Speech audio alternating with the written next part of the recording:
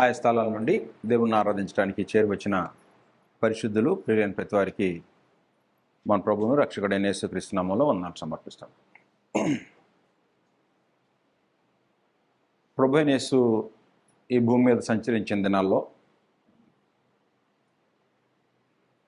30 కంటే ఎక్కువ 40కి మధ్య దాదాపుగా 39 ఉపమానాలు ప్రభు అయిన యేసు ఈ భూమి మీద ఉన్నప్పుడు ఉపమాన రీతిగా బోధించారు. ఆ సంగతులు మనం ధ్యానం చేస్తున్నాం. ఈరోజు మరొక ఉపమానం మనందరికీ లోకంలో కూడా బాగా ప్రాచుర్యంలో ఉండేటువంటి ఉపమానమే మరొకసారి జ్ఞాపకం చేసుకుంటాం. మత్తయి సువార్త 13వ అధ్యాయము 24 నుండి 30 వచనాలు, దాని యొక్క భావం 36 నుండి 43 వచనాల్లో తెలియచేయబడింది. మత్తయి సువార్త 13వ అధ్యాయము 24వ వచనం నుండి 30వ వచనం వరకు ఉపమానం చెప్పబడింది.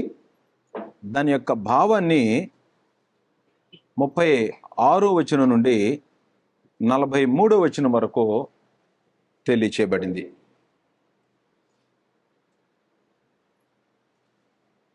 ఇరవై 24వ వచనం నుండి చదువుకుంటాం.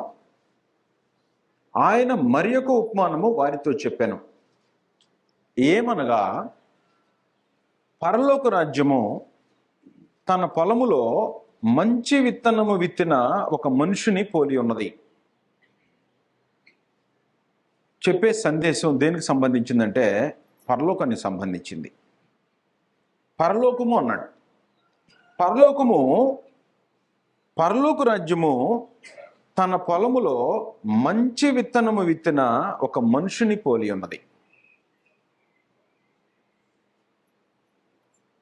మనుషులు నిద్రించుండగా అతని శత్రువు వచ్చి గోధుమల మధ్యను గురుగులు విత్తిపోయాను. ఒక మనుషుడట ఒక పొలంలో గోధుమలు విత్తాడు. గోధుమలు విత్తితే ఎవరైతే విత్తారో ఆ విత్తిన వారు నిద్రపోయారట. ఆ నిద్రపోయేటువంటి సమయంలో అతన్ని శత్రువు వచ్చి, ఏ మనుషుడైతే గోధుమలు నాటించుకున్నాడో ఆ నాటించుకున్నటువంటి వ్యక్తికి శత్రువు వచ్చి, పొలంలో విత్తనాలు విత్తారు పనివాళ్ళు, ఆ నాటించుకున్న ఆయన ఒక మనిషి, ఆయనకి ఒక శత్రువు ఉంటే ఆ శత్రువు వచ్చి గోధుమల మధ్య గురుగులు విత్తిపోయాడట. ఆయన పనివాళ్ళు నిద్రపోతుంటే వచ్చి గోధుమల మధ్య గురుగులు విత్తిపోయాడు. మొలకలు పెరిగి గింజ పట్టినప్పుడు గురుగులు కూడా అగ్గుపడాను. విత్తిపోయారు, తెలియలా. కాలం గడిచిన తర్వాత మొలక పెరిగి గింజ పట్టినప్పుడు గురుగులు కూడా ఆగుపడాను. పెరిగి పెద్దదైపోయిందట, గురుగులు అని అర్థమైపోయింది. ఇప్పుడు ఆ ఇంటి యజమాని దాసులు ఎవరైతే నాటించుకున్నారో ఆ దాసులు వచ్చి, అయ్యా నీవు పొలములో మంచి విత్తనము విత్తితివి కదా, అందులో గురుగులు ఎక్కడి నుండి వచ్చినవని అడిగిరి. ఇది శత్రువు చేసిన పని అని అతడు వారితో చెప్పగా, ఆ దాసులు, మేము వెళ్ళి వాటిని పెరిగి కూర్చుట నీకు ఇష్టమా? వాటిని పీకేస్తాం, నీకు ఇష్టమైతే పెరిగి నీకు కనబడుతుంది, గోధుమలు నుంచేసి గురుగుల్ని పీకేస్తాం, నీకు ఇష్టమా అని అడిగాడట.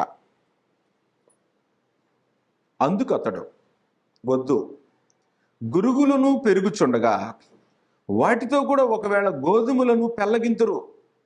గోధుమ గింజలు ఉన్నాయే, అవి కూడా పెళ్ళగించబడిపోతాయి. కోతకాలం వరకు రెంటిని కలిసి ఎదుగునీయుడి. కోతకాలం ముందు గురుగులను ముందుగా కూర్చి ఏం చేస్తారంటే, కోత వచ్చిన తర్వాత పంట వచ్చింది, రాగానే కోత కోసే సమయం వచ్చినప్పుడు గురుగుల్ని ముందు కోసేసేయండి. ముందుగా కూర్చి వాటిని కాల్చివేయుటకు కట్టలు కట్టి గోధుమలను నా కొట్టులో చేర్చి పెట్టాడని కోతగంటతో చెప్పుదున నేను అంటే ఇక్కడ పరలోక రాజ్యంలో గోధుమలు నా కొట్టులో ఉంటాయి. గోధుమలు నా కొట్టులో పోసుకుంటా. గురుగులను ఏం చేస్తాం? కోతకాలం ముందు వాటిని ముందుగా కూర్చి వాటిని కాల్చివేయటకు కట్టలు కట్టండి, కాల్చివేస్తా. గోధుమలనేమో నా కొట్టులో ఉంచుకుంటా. అంటే గోధుమలు పరలోక రాజ్యంలో చేర్చబడేటువంటి మనుషులు, గురుగులు నరకంలో కాల్చివేయబడేటువంటి మనుషులు.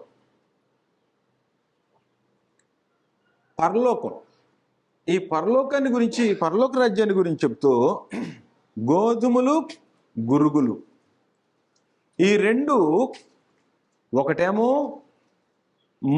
మనుషుడు నాటాడు, రెండవ గురుగులు అతని శత్రువు వచ్చి నాటాడు. పనివాళ్ళు పొలంలో చూసినప్పుడు గురుగులు కూడా కనబడ్డాయి. వీటిని పెరిగి వేద్దామంటే వద్దునైనా, ఒకవేళ పెరిగితే గోధుమలు కూడా పెళ్ళగించబడతాయి. గోధుమలు కూడా పెళ్ళగించబడి పాడైపోతేమో కోతకాలం దాకా పెరగనియండి. అప్పుడు ముందుగా ఏం చేస్తారంటే ఈ గురుగుల్ని కోసి కాల్చివేయటానికి కట్టలు కట్టండి, గోధుమలేమో నా కొట్లో పోసుకోవటానికి సపరేట్ చేయండి అని చెప్పాడు. అంటే ఈ భూమి మీద మనుషులు బ్రతికినంత కాలం ఏమి ఇబ్బంది లేదు. దుష్టులు బాగా ప్రబలుతున్నట్టు, ఈ ప్రపంచంలో విస్తారంగా కనపడుతున్నట్టు, వర్ధిల్లుతున్నట్టు భూమి మీద కనిపిస్తారు. కోతకాలం వచ్చిందనుకో, కోతకాలం కోసేటప్పుడు కోసేవాడికి అర్థమైపోద్ది, కోయించుకునేవాడికి అర్థమైంది. వేటిని ఉంచాలి, వీటిని తగలబెట్టాలి అనేది పొలం వేసుకునేవాడికి ఎలాగ అర్థమైందో దాని భావాన్ని ప్రభువైన యేసు చెప్తున్నాడు. 36 వచనం నుండి దాని భావాన్ని ప్రభువైన యేసు చెప్పాడు. అప్పుడైనా జనసమూహములను పంపివేసి ఇంటిలోనికి వెళ్ళగా ఆయన శిష్యులు ఆయన యొద్దకు వచ్చి, పొలములోని గురుగులను గూర్చిన ఉపమాన భావము మాకు తెలియజేయమని చెప్పి. మనం అనేక సార్లు విన్నారు కాబట్టి దీనిలో భావం కొంతమందికి అర్థమైంది. అపోస్తులకి, ఆయన వెంబడి తిరుగుతున్న 12 మంది శిష్యులకి దాని భావం అర్థం కాల. గోధుమలు, గురుగులు, మనిషి విత్తటం పొలంలో, గురుగులు శత్రువు నాటడం, కోతకాలం దాకా పెరగనీయటం, కోత కోసేటప్పుడు ముందుగా గురుగుల్ని ముందు కోయటం, వాటిని అగ్గిల్లో వేయటానికి కట్టలు కట్టడం, గోధుమలు సపరేట్ చేయటం అంటే అర్థం కాల అపోస్తులకి. అప్పుడు చెప్తున్నాడు, మంచి విత్తనము విత్తువాడు మనుష్య కుమారుడు. ప్రభువైన యేసుకి ఉన్న పేరు మనుష్య కుమారుడు. లోకంలో ఉండే ఈ భూమి మీద ఉన్న ఏ మనిషికి లేని పేరు అది, బిరుదది. అందరూ మనుషులు అంటారు. ప్రభువైన యేసుకు ఉండే ప్రత్యేకమైన పేరు ఏంటంటే మనుష్య కుమారుడు. మనుష్య కుమారుడు, మంచి విత్తనము విత్తువాడు మనుష్య కుమారుడు అంటే క్రీస్తు బోధ. లూకా సువార్త 8వ అధ్యాయము 11వ వచనంలో, లూకా సువార్త 8వ అధ్యాయము 11వ వచనంలో విత్తనం అంటే అర్థం చెప్పాడు. 8వ అధ్యాయం 11. ఈ ఉపమాన భావం ఏమనగా, విత్తనము దేవుని వాక్యం. విత్తన ఆయన ఎవరు? మనుష్య కుమారుడు. పరలోకం నుండి తండ్రి అయిన దేవుని యొద్ద నుండి బోధ తెచ్చి ఈ లోకంలో బోధించాడు.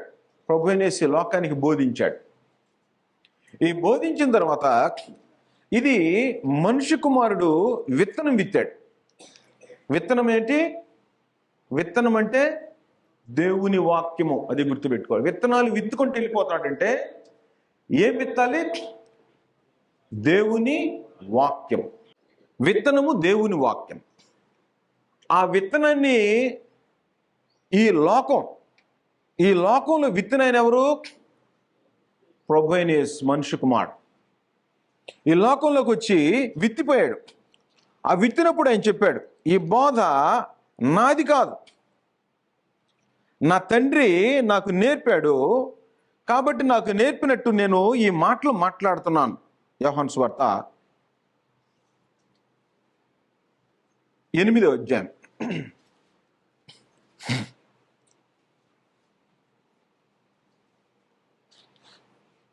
28వ వచనం. కావున యేసు, మీరు మనుష్య కుమారుని పైకెత్తినప్పుడు నేనే ఆయననని నా అంతటా నేనేమీ చేయక తండ్రి నాకు నేర్పినట్లు ఈ సంగతులు మాట్లాడుచున్నానని మీరు గ్రహించెదరు. కాబట్టి ఎవరు నేర్పారు ఈయనకి ఈ మాటలు? తండ్రి పరలోకం నుండి భూమి మీదకి వచ్చి ఆయన మాట్లాడేటువంటి మాటలు ఎవరిది అనంటే నా మాటలు కాదు, నేను నేర్పేది పరలోకంలో నా తండ్రి నేర్పాడు. 7వ అధ్యాయం 15వ వచనం. యూదులు అందుకు ఆశ్చర్యపడి చదువుకొనని ఇతనికి ఈ పాండిత్యం ఎట్లు వచ్చినని చెప్పుకొనిరే. యేసుక్రీస్తు మాట్లాడుతుంటే అక్కడున్న యూదులందరూ ఆశ్చర్యపడి, ఇతను చదువుకోలేదు కదా, ఈ జ్ఞానం ఎట్లా వచ్చింది అనుకుంటున్నాడు. అందుకు యేసు, నేను చేయు బోధ నాది కాదు, నన్ను పంపిన వానిదే. కాబట్టి ప్రభువైన యేసు విత్తనాలు విత్తాడు. విత్తనాలు విత్తాడంటే ఏం చేశాడు? దేవుని వాక్యాన్ని బోధించాడు. ఈ వాక్యం ఎక్కడి నుంచి తెచ్చాడు? పరలోకం నుండి తెచ్చాడు. ఎవరు నేర్పారు? తండ్రి నేర్పాడు. ఈ బోధ నేర్పితే అది భూమి మీదకు తీసుకొచ్చి విత్తాడు. ఈ రోజున తల్లులు తండ్రులు బిడ్డలకి దుర్బోధను విత్తుతున్నారు. హృదయాలు బూతులు నేర్పుతున్నారు. అంటే ఏం విత్తుతున్నారు? ఏం మాటలు? బూతులు నేర్పుతున్నారు, పోకిరి మాటలు నేర్పుతున్నారు. తల్లిదండ్రులే, సమాజమే ఏమి నేర్పిస్తుంది? దేవుని వాక్యాన్ని నేర్పట్ల. బిడ్డల యొక్క హృదయాల్లో నాటాల్సింది ఏం విత్తనం అంటే దేవుని వాక్యం. ఈ దేవుని వాక్యం అనే విత్తనం కాకుండా మీరు ఏం విత్తుతున్నారో మీరు దేవునికి శత్రువు. దేవుని శత్రువులు అంటే ఇంకెక్కడ ఉండరు. ఒకవేళ నీవు శత్రువేమో. దేవుని బోధ కాకుండా వేరే మాటలు బిడ్డలకు నేర్పుతున్నావంటే ఏమి విత్తుతున్నావు? గురుగులు విత్తుతున్నావు.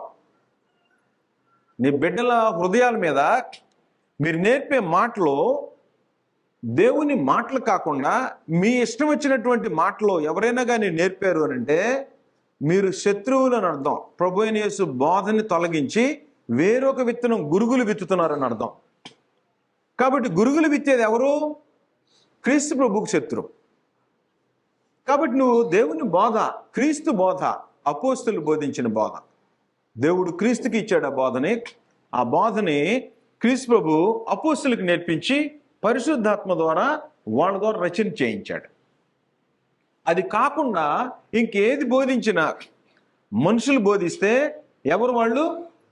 శత్రువులు.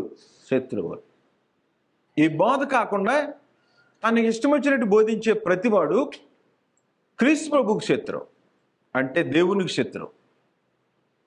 కాబట్టి బిడ్డలకి ఏమి నేర్పుతున్నారు? సమాజంలో ఏం మాట్లాడుతున్నారు? దేవుని వాక్యమేనా? వాక్యం కాకపోతే నువ్వు విత్తేది అపవాది అన్నాడు. శత్రువు ఎవరంటే అపవాది. అపవాది ఇప్పుడు ఏం చేస్తాడు? అపవాదికి దూతలను పెట్టుకున్నాడు.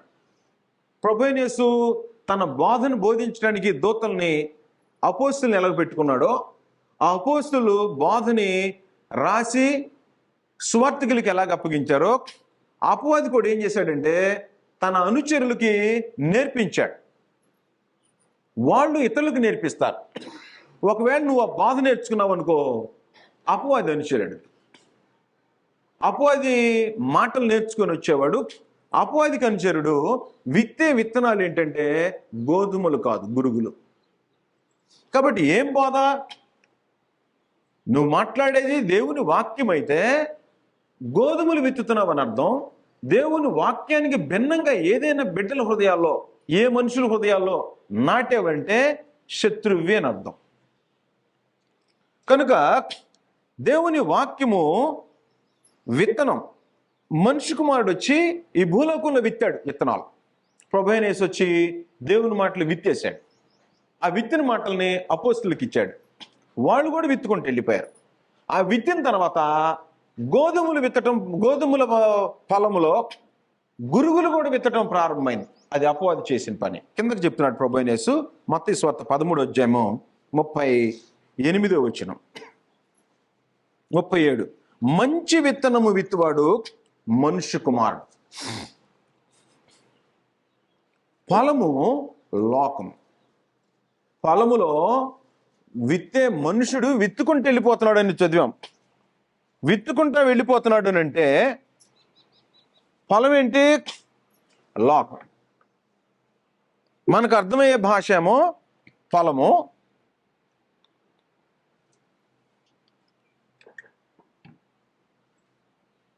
లోకం మనకు కనిపించే మనకు అర్థమయ్యేటువంటి విధానం ఏంటంటే పొలము. పొలము అంటే దేవుని యొక్క ఉద్దేశం ఏంటంటే పొలము ఈ లోకం. ఈ లోకంలో విత్తనాలు వేయాలి. పొలంలో ఎలాగైతే విత్తనాలు వేస్తారో పొలం మనకు అర్థమయ్యేటట్టు ప్రభువైన యేసు చెప్పాడు. కానీ వాస్తవంగా విత్తనాలు విత్తాల్సింది ఎక్కడంటే లోకంలో. ఈ లోకంలో మనుషుల హృదయాల్లో దేవుని వాక్యాన్ని విత్తాలి. కల్పిత కథలు కాదు, కళ్ళబొల్లి మాటలు కాదు, ముసలమ్మ ముచ్చట్లు కాదు. మనుషులు కూర్చుంటే నేర్చుకోవాల్సినటువంటి మాటలు ఏంటంటే దేవుని వాక్యం. ముసలమ్మ ముచ్చట్లు, కల్పిత కథలు, చమత్కారమైన కథలు బోధించేవాడు గురుగులు విత్తుతున్నాడు. దేవుని వాక్యాన్ని విత్తేవాడు మనిషి కుమారుడు ఎలాగ విత్తాడో అలాగే విత్తేవాడు. పొలము లోకము. మంచి విత్తనములు రాజ్య సంబంధులు. మంచి విత్తనాలు గోధుమలు ఎరిగిన అంటలా ఈ మంచి విత్తనాలు అంటే ఏ మనిషి యొక్క హృదయంలో దేవుని వాక్యం విత్తుతామో ఆ వ్యక్తి రాజ్య సంబంధుడిగా ఎదుగుతాడు. అంటే రాజ్య సంబంధులు అనేసి 1వ నెంబర్ వేసిన చూడండి, అక్కడ కుమారులు అన్నాడు. ఎవరి హృదయాల మీద దేవుని వాక్యాన్ని అంటే క్రీస్తు వాక్యం, అపోస్తలుల బోధ విత్తుతామో ఆ విత్తనం పడితే మొలిచే మొలకలో గోధుమలు అంటే రాజ్య సంబంధులు, నీతిమంతులు, క్రైస్తవులు. ఈ మాటలు చొప్పున కాకుండా లోకం నుండి ఏ మాటలు కలిపి ఆ హృదయాన్ని పాడు చేస్తే అవేమిటంటే గురుగులు దుష్టుని సంబంధులు. నంబర్ 2 అనేసి ఏం చేశాడు? సాతాను. ఇప్పుడు భూమి మీద 2 రకాలైన జనం ఉన్నారు. పొలం ఒకటే, పొలం లోకం. ఈ లోకంలో విత్తే విత్తనాలు మనిషి కుమారుని విత్తనాలు పడ్డాయి అనుకో, కుమారులు వస్తారు. అంటే దేవుని కుమారులు అవుతారు, క్రీస్తుని పోలిన వాళ్ళు వస్తారు. గురుగులు విత్తే విత్తనాలు ఆ మాటలు కాకుండా ఇంకే మాటలు విత్తినా వచ్చేటువంటి వాళ్ళు దుష్టుని సంబంధులు అవుతారు. అంటే ఈ లోక సంబంధులుగా బ్రతుకుతుంటారు, దేవుని కుమారులు కారు. వాటిని విత్తిన శత్రువు అపవాది. కోత యుగ సమాప్తి. కోత అంటే ఇది యుగ సమాప్తి. యుగ సమాప్తి ఎప్పుడు? కోత ఎప్పుడు కోయబడిద్ది? యుగ సమాప్తిలో. యుగం ఎప్పుడు సమాప్తి అయింది? యుగం ఎప్పుడు సమాప్తి అయింది అంటే 2 తెస్సలోనికీయులకు రాసిన పత్రిక 1వ అధ్యాయము 6 నుండి 8 వచనాలు కలిసి ఉన్నాయి. ప్రభువైన యేసు తన ప్రభావమును కనపరుచు దూతలతో కూడా పరలోకము నుండి అగ్ని జ్వాలలో ప్రత్యక్షమై. ప్రభువైన యేసు వచ్చాడు, విత్తనాలు విత్తాడు,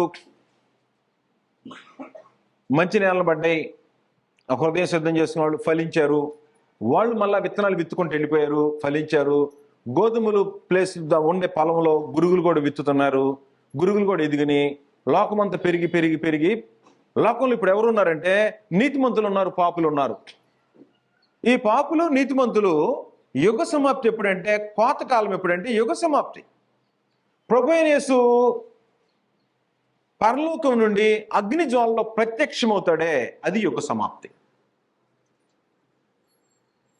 అది ఒక రోజు ఉండదు, ఒక నెల ఉండదు, 10 సంవత్సరాలు ఉండవు. ప్రభు అయిన యేసు ఎప్పుడైతే ప్రత్యక్షమయ్యాడో, ప్రత్యక్షమైన వెంటనే యుగం క్లోజ్ అయిపోతుంది. అంటే ఈ ప్రపంచమే క్లోజ్ అయిపోబోతుంది. ఒక రోజున దేవుడు ఆదాముని సృజించాడు. ఆదాముని సృజించక మునుపు ఈ విశ్వాన్ని చేశాడు.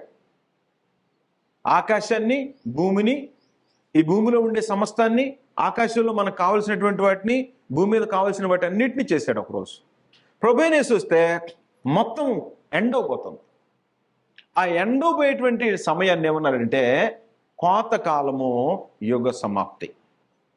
ప్రభు అయిన యేసు ప్రత్యక్షమయ్యాడా, ఇంకా ఏం మార్పులు చేయడానికి వీల్లేదు. ప్రభు అయిన యేసు ప్రత్యక్షం కాకమునుపు ప్రాణం ఉంటే మనుషులకి మార్చుకోవటానికి అవకాశం ఉంటుంది. భూమి మీద అలాగే కానీ గురుగుల్లాగే ఉండి చనిపోయావు అనుకో, ఎక్కడికి వెళ్ళిపోతావు? ముందుగా కోసి కట్టలు కట్టి అగ్నిలో వేసేయండి వీటిని అని చెప్తాడు. భూమి మీద బాగా ప్రబలొచ్చు.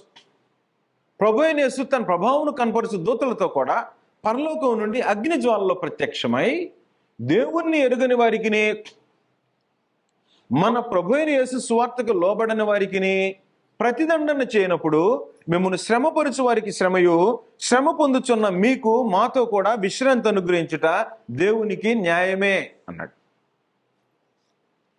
అప్పుడట ఏం చేయబడతారంటే ప్రభు అయిన యేసు యొక్క ప్రభావం నుండి అగ్ని జ్వాలలు ఏం చేస్తాయంటే వేరు చేసేస్తాయి మనుషుల్ని. ఆయన ప్రభావంలో నుంచి అట పారద్రోలు వేయబడిపోతారు. తెస్సలోనికైలకు రాసిన 2వ పత్రిక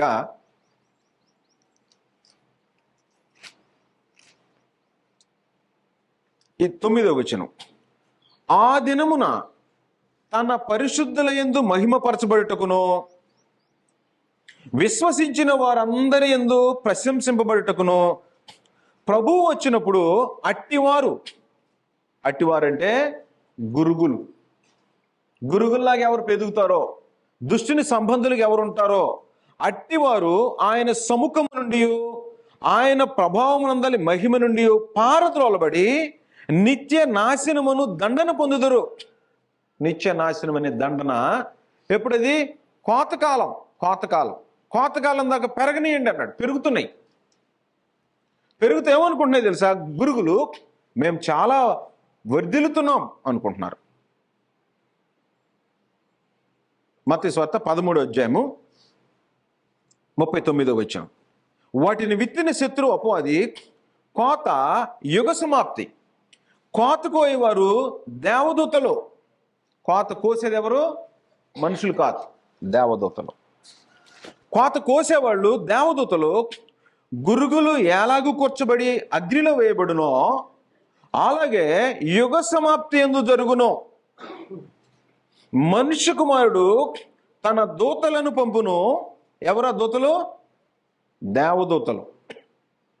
వారు ఆయన రాజ్యములో నుండి ఆటంకములకు సకలమైన వాటిని, దుర్నీతి పరులను సమకూర్చి అగ్నిగుండములో పడవేదు.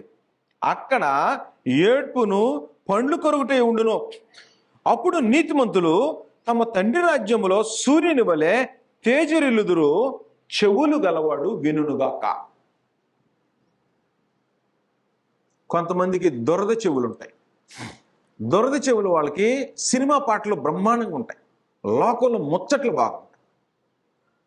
ఇరుగు పొరుగు వాళ్ళ గురించి, వాళ్ళ నాశనాన్ని గురించి, వాళ్ళ ఉండే ఇబ్బందుల గురించి, వాళ్ళ సమస్యలు, వీళ్ళ సమస్యలు, ఆ ఇంట్లో ఏమైంది, ఈ ఇంట్లో ఏమైంది, అవి వినటానికి ఇష్టపడుతుంటారు.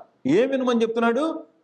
ఈ సంగతులు ఇప్పుడు విని, చెవులార విని, మనసార గ్రహించి హృదయాన్ని మార్చుకోవాలి.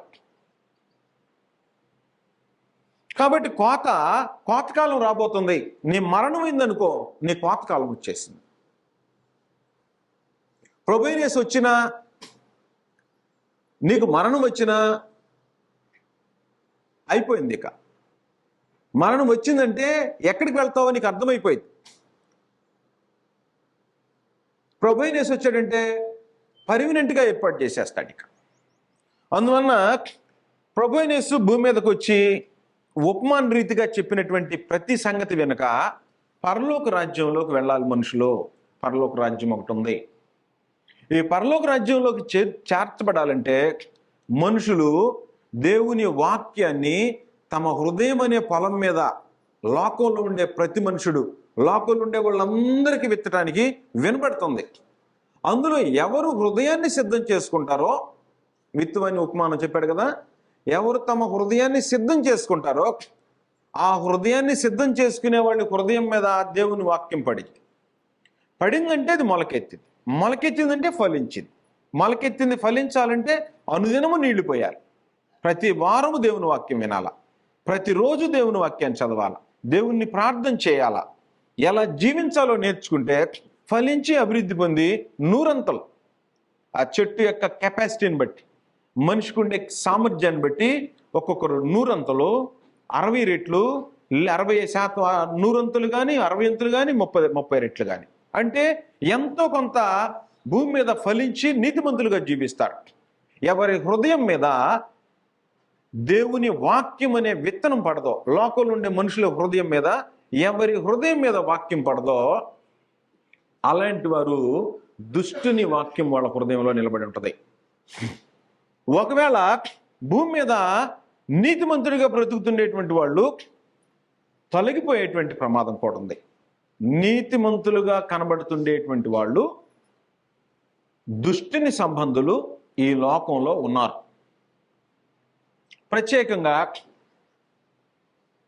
క్రైస్తవులని చెప్పుకునేవాడు, ఈ గ్రంథాన్ని పఠించేవాళ్ళు, ధ్యానించేవాళ్ళు, ఆరాధన చేసేవాళ్ళు ఒక్కసారి తిరిగి ఆలోచన చేసుకోవాల్సినటువంటి విషయం ఏంటంటే, క్రీస్తు ప్రభు నాటిన గోధుమ విత్తనమేనా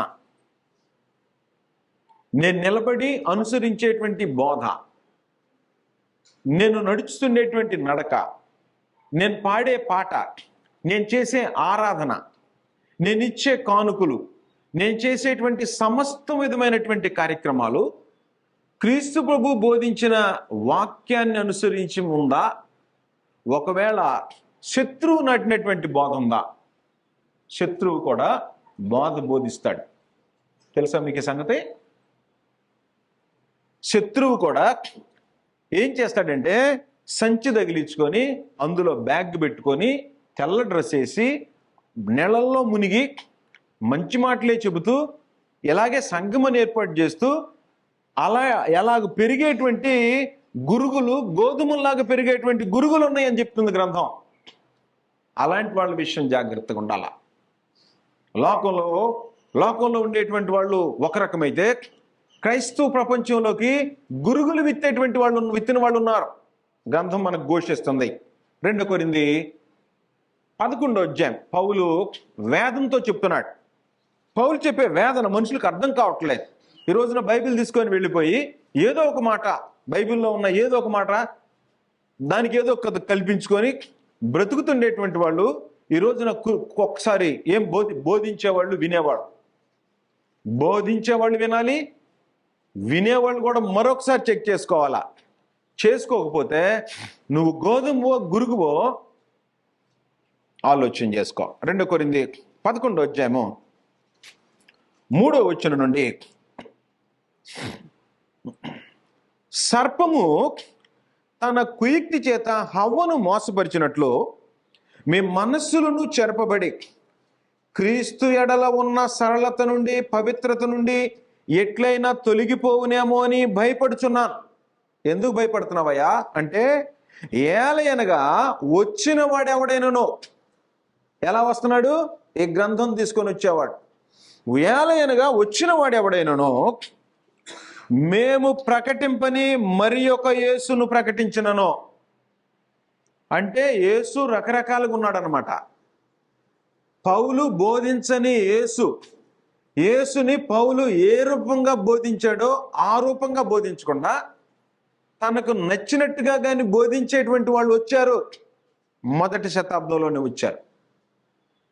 ఈ కొరింథీ పత్రిక రాయబడే సమయం ఎప్పుడంటే 2 కొరింథీ పత్రిక 55వ సంవత్సరం. సంఘం ప్రారంభమైన 22 సంవత్సరాలకి. అంటే ప్రభువైన యేసు విత్తనాలు విత్తాడు, అపోస్తులను తయారు చేశాడు, అపోస్తులు వెళ్ళి విత్తనాలు విత్తుతున్నారు.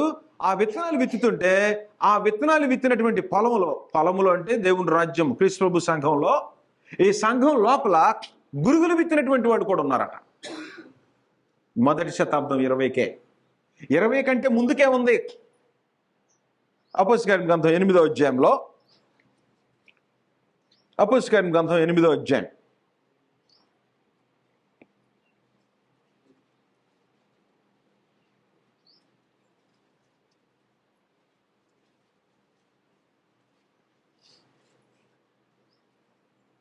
17వ వచనం. అప్పుడు పేతురును యోహాను వారి మీద చేతులుంచగా వారు పరిశుద్ధాత్మను పొందిరి. అపోస్తలులు చేతులుంచుట వలన పరిశుద్ధాత్మను అనుగ్రహింపబడినని సీమోను చూచి, గారడి చేసేవాడు వచ్చాడు, వచ్చి ఫిలిపుతో పాటు తిరుగుతున్నాడు. లోపల దుష్టత్వం పోలా. దేవుని సన్నిధిలో ఉన్నాడు కానీ దుష్టత్వం పోలేదు. వచ్చాట డబ్బులు తీసుకొచ్చి పెట్టాడు. అపోస్తలుల దగ్గర డబ్బులు పెట్టి, నాకు ఈ వరం ఇవ్వండి, ఈ వరం ఇవ్వమని అడుగుతాంట. ఈ రోజున మీకు తెలుసో లేదో, రెవరెండ్ అనే బిరుదులు డబ్బులు ఇచ్చి కొనుక్కొచ్చుకుంటున్నారు. 5,000 10,000 ఇస్తే రెవరెండ్ అనే సర్టిఫికెట్ కొనుక్కొచ్చుకుంటున్నారు. ఇలాంటి టైపే. సర్టిఫికెట్ కొనుక్కొచ్చుకునేది ఏంటి? దేవుణ్ణి బోధించడానికి సర్టిఫికెట్లు కొనుక్కొచ్చుకునేది ఏంటి? ఏ సర్టిఫికెట్ అవసరం లేదు. ఒకవేళ నీకు సర్టిఫికేట్ కావాలంటే స్థానిక సంఘం ఇచ్చే సర్టిఫికేట్ చాలు. ఒకవేళ ప్రభుత్వం ఏదైనా అడిగిద్ది అనుకుంటే, ఇక్కడ ఉండేటువంటి స్థానిక సంఘం ఒక ఆథరైజ్డ్గా ఒక సర్టిఫికేట్ ఇచ్చి, ఇతను అపోస్తలుల బోధ నేర్చుకున్నాడు, బోధించడానికి అనుకుంటే ఒక కాగితం ఇస్తే చాలు, ఎక్కడైనా చెల్లింది. రెవరెండ్ అనే బిరుదు ప్రపంచంలో భూమి మీద ఎవడు పెట్టుకోకూడదు. రెవరెండ్ అంటే పూజనీయుడు అని అర్థం. దేవుడు ఒక్కడే పూజనీయుడు. 20,000కి 10,000కి 5,000కి సర్టిఫికేట్ కొనుక్కొచ్చుకొని ఎళ్ళమ్మడి తిరిగి బోధించేవాడు గురుగులు విత్తుతున్నాడు. జాగ్రత్తగా కనిపెట్టండి. గురుగులు గోధుమలు విత్తేవాడో, దేవుని వాక్యాన్ని విత్తేవాడో, గురుగులు విత్తేవాడో జాగ్రత్తగా చెక్ చేయాల్సిన అవసరం ఉంది. డబ్బు పెట్టి సర్టిఫికేట్లు కొనుక్కొచ్చేవాడు ఏం బోధిస్తాడు? బాధ నేర్చుకున్నవాడు సర్టిఫికేట్లు కొనుక్కోవటానికి వెళ్ళడం, జీవితాన్ని దిద్దుకోవటానికి ఆలోచన చేస్తాడు. అలాంటి వాళ్ళు స్థాపించి, మాదొక పెద్ద సంఘం, నీ దగ్గర లక్షల మంది ఉంటే ఉండొచ్చు, అవి గోధుమల గురుగుల ఏం బోధో చెప్తున్నాడు తెలుసా? అందుకు పేతురు డబ్బులు అడిగాడు, డబ్బులు ఇచ్చాడు. నీవు ద్రవ్యం ఇచ్చి దేవుని వరమును సంపాదించుకుందునని తలంచుకొనినందున నీ వెండి నీతో కూడా నశించును గాక. నీ హృదయము దేవుని ఎదుట సరైనది కాదు గనుక ఈ కార్యమందు నీకు పాలు పంపులేవు. కాబట్టి ఈ నీ చెడుతనము మానుకొని మారు మనసు నుండి ప్రభువును వేడుకొను. ఒకవేళ నీ హృదయాలోచన క్షమింపబడవచ్చు. నీవు ఘోర దుష్టత్వములోనూ దుర్నీతి బంధకములో ఉన్నట్టు నాకు కనబడుచున్నది. అయ్యా, నా మీదకి ఏం రాకుండా మీరే ప్రార్థన చేయండి అని వేడుకున్నాడట. ఎలాంటి జనం బయలుదేరి వ్యాపించుతుంటే పౌలు కనుక్కున్నాడు. 2 కొరింథీ 11వ అధ్యాయంలో ఏం చేస్తారట? సర్పము తన కుయుక్తి చేత హవ్వను మోసపరిచినట్లు క్రీస్తు ఎడలో ఉన్న సరళత నుంచి, పవిత్రత నుంచి ఎట్లయినా తొలగిపోవునేమో అని భయపడుతున్నా. ఎట్లా? మేము ప్రయాణగా వచ్చిన వాడు ఎవడైనాను మేము ప్రకటింపని మరి ఒక యేసును ప్రకటించిన. అంటే యేసు అనే పేరు మీద బైబిల్లో క్రీస్తు ప్రభు ఏం చెప్పుకున్నాడో తన గురించి, అపోస్తలులు ఏం బోధించారో, పౌలు ఏం బోధించాడో అది కాకుండా యేసుని ఇంకొక రూపంలో బోధిస్తే గురుగులు విత్తాడు అని అర్థం. ఈ గురుగులు విత్తేటువంటి వాళ్ళట 11వ అధ్యాయంలోనే 12వ వచనం, అతిశయ కారణం వెదుకువారు ఏ విషయంలో అతిశయించుచున్నారో ఆ విషయంలో వారును మావలే ఉన్నారని కనబడు నిమిత్తము. మావలే లేరు, మావలే ఉన్నారని కనబడటానికి ప్రయత్నం చేసేవాళ్ళు ఉన్నారట. మళ్ళీ చదువుతున్నాను, జాగ్రత్తగా వినండి. అతిశయ కారణం వెదుకువారు 2 కొరింథీ 11వ అధ్యాయం 12వ వచనం. అతిశయ కారణం వెదుకువారు ఏ విషయములో అతిశయించుచున్నారో ఆ విషయములో వారును మావలే ఉన్నారని కనబడు నిమిత్తము వారికి కారణము దొరకకుండా కొట్టివేయటకు నేను చేయుచున్న ప్రకారమే ఇక ముందును చేతును.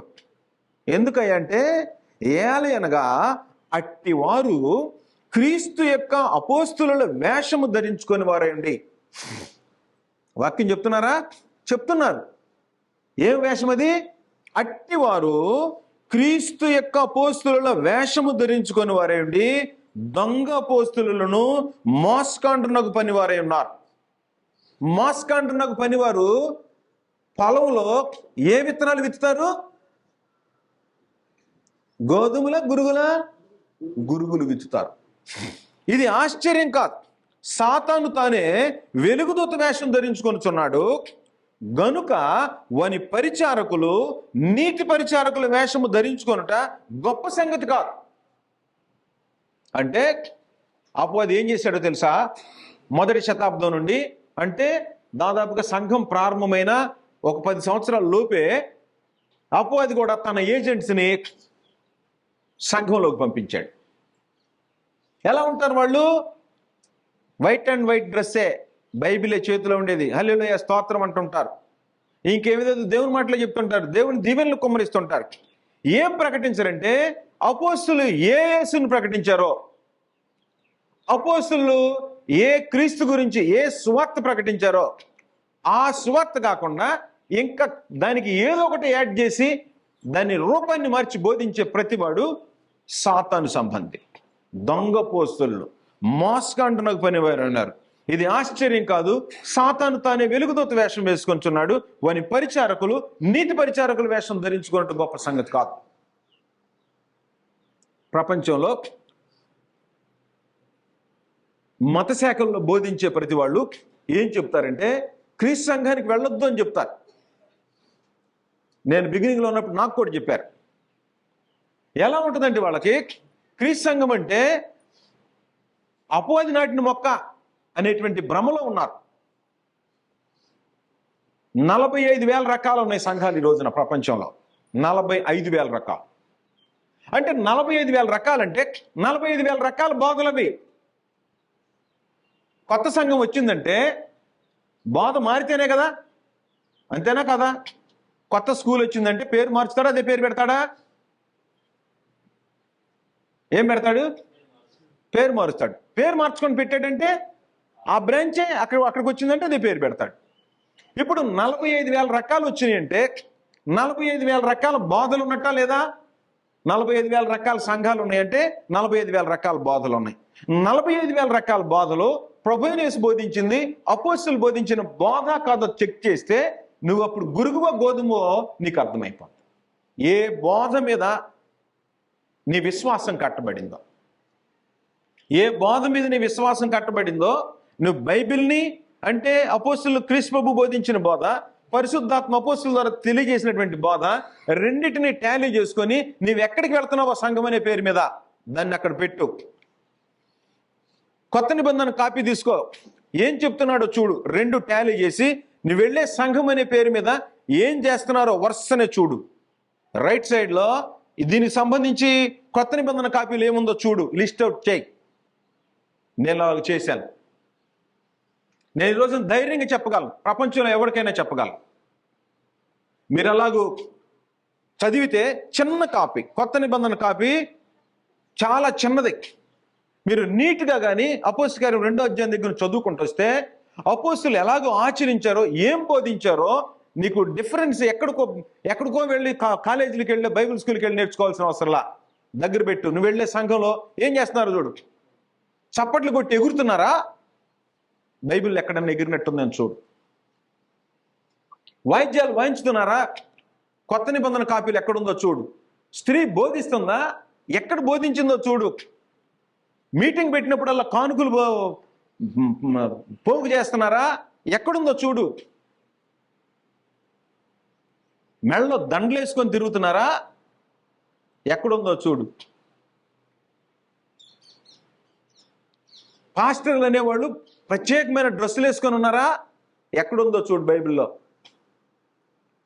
సేవకులు అనేవాళ్ళు ఇళ్లల్లో పనులు చేయించుకుంటున్నారా? మీ ఇళ్లల్లో పనులు వాళ్ళ ఇంట్లో మీ చేత పని చేయించుకుంటున్నారా? ఎక్కడుందో చూడు. సేవకులు ఎలా పనిచేశారో చూడు. వాళ్ళ ఇంటికి వెళ్ళి నువ్వు పని చేస్తున్నావంటే వాళ్ళ ఇంట్లో ఊడిగం చేసి, వాళ్ళేమో ఏసీ కారులో బ్రతుకుతుంటే నువ్వేమో పేదోడివై వాళ్ళ ఇంట్లో పనిచేసి ఏం ధనం తీసుకోకుండా వెళ్తున్నావంటే అపోస్తలులు ఎలా పనిచేశారో చూడు. మొదటి శతాబ్దంలో సువార్తను బోధించినటువంటి వాళ్ళు ఎలా పనిచేశారో చూడు, ఈ రోజున ఎలా పనిచేస్తున్నారో చూస్తే అది అపవాది సంబంధమైన వాడో క్రీస్తు ప్రభుకు సంబంధించిన వాడు నీకే అర్థమైపోదు. ఏం చేయాల్సిన అవసరంలా, నువ్వు జాగ్రత్తగా చూసుకో. నేను చెప్పేది ఏంటంటే జాగ్రత్తగా చూసుకో, వెరిఫై చేయి కాపీ. అపోస్తుల ఇంట్లో, పేతురు ఇంట్లో ఎవరైనా పనిచేశారా? పౌలు ఇంట్లో ఎవరైనా పనిచేశారా? తిమోతి వాళ్ళ ఇంట్లో ఎవరైనా పనిచేశారా? ఊడిగం చేయించుకుంటున్నారు ఈ రోజున. లేదు సేవకులు ఎవరైనా జుట్లకు రంగులు వేయించుకున్నారా? మేకప్లు వేసుకున్నారా? మేము బాగా కనపడాలి వేదిక ఎక్కితే అని ఏ ఏ సువార్థికుడైన మొదటి శతాబ్దంలో మేకప్ వేసుకున్నాడా? అంటే ఈ మేకప్ వేసుకునేవాడు దేని సంబంధి? నేను దేవుని గ్రంథం పక్షంగా మాట్లాడుతున్నాను. నేను ఏ ఇతరుల గురించి గ్రంథం ఏం చెప్తుందో దాని గురించి మాట్లాడుతున్నాను మీతో. కాబట్టి సేవకులకి మేకప్ అవసరమా? మేకప్ వేసుకొచ్చాడంటే ఎలాంటి వాడు? ఏలయనగా వారు క్రీస్తు యొక్క అపోస్తుల వేషం ధరించుకున్న వారై దొంగ పోస్తులను మోసగాంటున్నకు పనివారే అన్నారు. ఇది ఆశ్చర్యం కాదు, సాతాను తానే వెలుగుదూత వేషం ధరించుకొనిచున్నాడు గనుక వాని పరిచారకులు నీతి పరిచారకుల వేషం ధరించుకుంటా గొప్ప సంగతి కా. కాబట్టి ఎలాంటి బ్యాచ్ ఇది? ఎలాంటి బ్యాచ్ ప్రపంచం అంతా తిరుగుతుంది. నువ్వు మోసపోకుండా, నువ్వు కానీ నారని అగ్నిలోకి వెళ్లకుండా ఉండాలంటే ఏం చెప్తుందో గ్రంథం నీ దగ్గర ఉంది. ఒక్కొక్కళ్ళు పిహెచ్డీలు చదివిన వాళ్ళు ఉన్నారు, పీజీలు చదివిన వాళ్ళు ఉన్నారు, పెద్ద పెద్ద గవర్నమెంట్ అఫీషియల్స్ ఉన్నారు. గ్రంథం చదవటం మీకు కుదరట్లేదా? 2వ తరగతి ఫెయిల్ అయినోడు, 3వ తరగతి ఫెయిల్ అయినోడు రాత్రిపూట దేవుడు నాకు కనపడ్డాడని చెప్తుంటే కూర్చొని ముసల్మ ముచ్చట్లు వింటున్నారంటే ఏం చదువుకున్నారు మీరు? మీ బుద్ధి ఏమైంది? జ్ఞానం ఏమవుతుంది? ఆలోచించరా? ఒకరోజు నేను ఆలోచించి ఈ సంగతులు నేర్చుకున్నాను. నేను దేవుని గ్రంథం ఏం చెప్తుందో, లోకంలో ఉండేవాళ్ళు ఏం చెప్తున్నారో టాలీ చేసుకుంటే నీకు అర్థమైపోతుంది. నీకు కావాల్సింది ఏంటంటే హృదయ శుద్ధి కలవారు. నువ్వు హృదయం శుద్ధిగా పెట్టుకుంటే, మీ బాబాయ్ సంఘం పెట్టాడని, మీ తాత సంఘం పెట్టాడని, మీ నాన్న సేవకుడు అయ్యాడని, మీ కులవాడు సంఘం పెట్టారని మీరందరూ వెళితే కొట్టుకుపోతారు. ఒక రోజున 6 నగ్గినికి వెళ్ళిపోతారు. మీ తాత పెట్టినా, మీ ముత్తాత పెట్టినా, మీ తండ్రి పెట్టినా, మీ బాబాయ్ పెట్టినా, మీ బంధువులు పెట్టినా, మీ కులవాళ్ళు పెట్టారనుకున్నా అది అపోస్తులు బోధించిన బోధో కాదో చెక్ చేసుకోకపోతే, పోయిన వారం చెప్పాం కదా, గుడ్డివానికి can the blind lead the blind. కాబట్టి వాళ్ళిద్దరు గుంట్లో పడతారు కదా. కాబట్టి నువ్వు గుంట్లో పడతావో పరలోకంలో పడతావో అది నీ చేతిలో ఉంది. కాబట్టి చెవులు గలవాడు వినుగాక అన్నాడు. నీకు చెవులు నేను పనిచేస్తున్నాను అనుకో, విను. ఇప్పుడు నేను చెప్తున్నా, విను. బైబిల్లో ఎలాంటి సిస్టమ్ ఉందో, నువ్వు వెళ్ళే సేవకుడు ఎలా ఉన్నాడో, నువ్వున్న సంఘం ఎలాగుందో, సంఘంలో ఆరాధన ఎలాగుందో, ఎగిరి గంతులేసి చప్పట్లు కొడితే ఆరాధన ఎక్కడుంది? కొత్త నిబంధనలో 1 కొరింథీ 14వ అధ్యాయం. 1 కొరింథీ 14వ అధ్యాయంలో 33వ వచనం. అలాగే పరిశుద్ధుల సంఘములన్నిటిలో దేవుడు సమాధానమునికే కర్త గాని అల్లరికి కర్త కాడు. అల్లరికి కర్త కాడు. లేచి డాన్సులు వేసి అరిసి గందరగోళం చేసి డాన్సులు వేసే సంఘం ఎక్కడుంది? ఏ సంఘంలో డాన్సులు వేస్తున్నారో మీరు వెళితే అపవాదికి పట్టిన గతే మీకు కూడా. అందులో అనుమానం వెళ్ళి ఏ అపోస్తులు డాన్సులు వేశారు?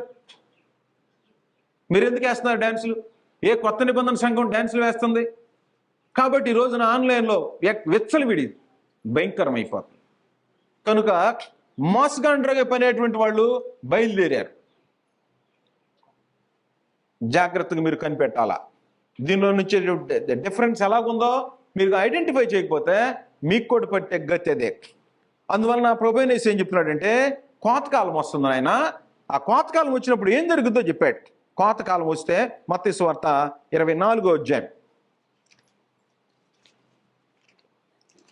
మత్తయి సువార్త 24వ అధ్యాయం.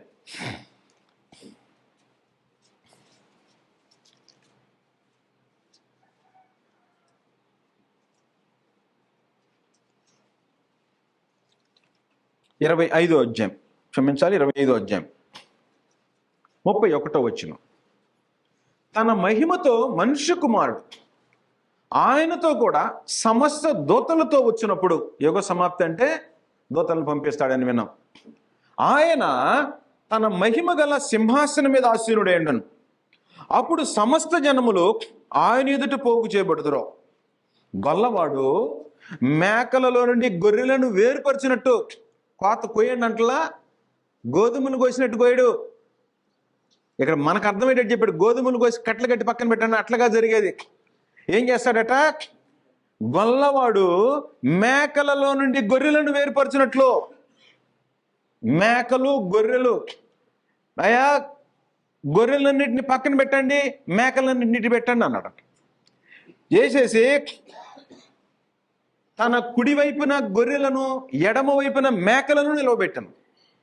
అప్పుడు రాజు తన కుడివైపున ఉన్న వారిని చూచి, నా తండ్రి చేత ఆశీర్వదింపబడిన వారులారా రండి, లోకం పుట్టినది మొదలు మీ కొరకు సిద్ధపరచబడిన రాజ్యమును స్వతంత్రించుకొనడి అన్నాడు.